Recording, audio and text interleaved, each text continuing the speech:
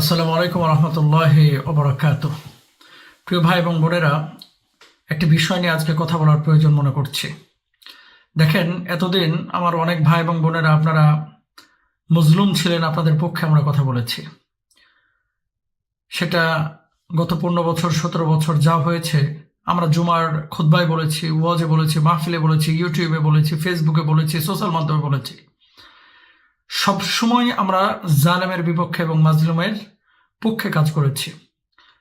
সেটা জামায়াতে ইসলামী বাংলাদেশ, বিএনপি অথবা ইসলামী আন্দোলনের যে কোনো কর্মী যখনই নির্যাতিত হয়েছে, নিপীড়িত হয়েছে, আমরা তাদের পক্ষে এবং জালেমদের বিপক্ষে কথা বলেছি। কিন্তু কোনো মজলুম যদি এখন জালেমের ভূমিকা পালন করে, আমরা তাদেরও বিপক্ষে আওয়াজ উঠাবো। বোবা শয়তান হয়ে বসে থাকতে পারি না। কেন বলতেছি এই কথাগুলো? বাপ আওয়ামী লীগ করতো, চাচা আওয়ামী লীগ করতো, দাদা আওয়ামী লীগ করতো, এজন্য সে আওয়ামী লীগ করে, এমন অনেক লোক আছে। সে কোনো অন্যায় করে না, অপরাধ করে নাই, তাকে আপনি অন্যায়ভাবে মামলা দিয়ে মাসের পরে মাস জেলে রাখবেন, জেল খাটাবেন, এটা আমরা সমর্থন করতে পারি না এবং ইসলাম এটা অনুমোদন করে না। এটা মনুষ্যত্ববোধ, মানবতার জায়গা থেকে আপনি এগুলোকে সাপোর্ট করতে পারেন না। যদি করেন, আপনি নিজে বোবা শয়তান। এই যে বাগেরহাটের যে ঘটনাটি ঘটলো, সম্ভবত ওনার নাম কি সাদ্দাম নাকি দেখলাম, তার ওয়াইফ এবং বাচ্চাকে মেরে তারপরে স্ত্রী আত্মহত্যা করেছে। ছেলেটা জেলে 1 বছর যাবৎ নাকি আবদ্ধ। মানলাম সে যদি অপরাধী হয়ে থাকে, আপনি তার বিচার রাষ্ট্রীয় আইন অনুযায়ী করেন, কিন্তু এতটুকু সহানুভূতি, মহানুভবতা, মমত্ববোধ মানুষ হিসেবে কি সে পেতে পারে না? যে তার স্ত্রী মারা গিয়েছে, তার ছেলে মারা গিয়েছে, প্যারোলে মুক্তি দিয়ে সে জানাজায় যাবে, আর দাফন কাফনে সে অংশগ্রহণ করবে।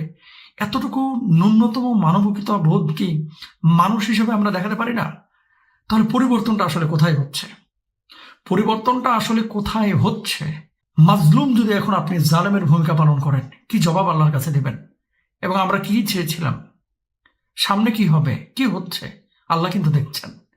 সুতরাং প্রিয় ভাই এবং বোনেরা, আওয়ামী লীগ যারা করেছে, যারা অপরাধ নিজেরা করেছে, অপরাধকে সমর্থন দিয়েছে এবং অপরাধ ঘটাতে সহায়তা করেছে, আপনারা তাদের বিচার করেন। কিন্তু এলাকা ভিত্তিক অনেক মুরব্বী আছে যে যারা, ওই আমি নিজেও চিনি এরকম, মানে আওয়ামী লীগের আমলেও দেখেছি জামাতের সাথে উঠা বসা করতে, তারপরে বাপ আওয়ামী লীগ করে, দাদা আওয়ামী লীগ করে, এই জন্য আওয়ামী লীগ করে। এখন তাদেরকে আপনি মামলা দিয়ে বছরের পরে বছর, মাসের পর মাস আপনি জেলে ফেলে রাখবেন, এটা কিন্তু আপনার রাইট নাই। অপরাধীকে চিহ্নিত করে তাদেরকে বিচার করেন। বিদেশে যারা আছে অপরাধী, যদি আপনি দেখতে পান, তাদেরকে নিয়ে এসে বিচার করেন। কিন্তু গ্রামগঞ্জের মানুষ যারা দিন আনে দিন খায়, শুধু আওয়ামী লীগ করেছে, ছাত্রলীগ করেছে, যুবলীগ করেছে, কিন্তু অপরাধের সাথে সে জড়িত ছিল না, এরকম আশপাশে এরকম অনেক মানুষ আপনারা দেখতে পাবেন।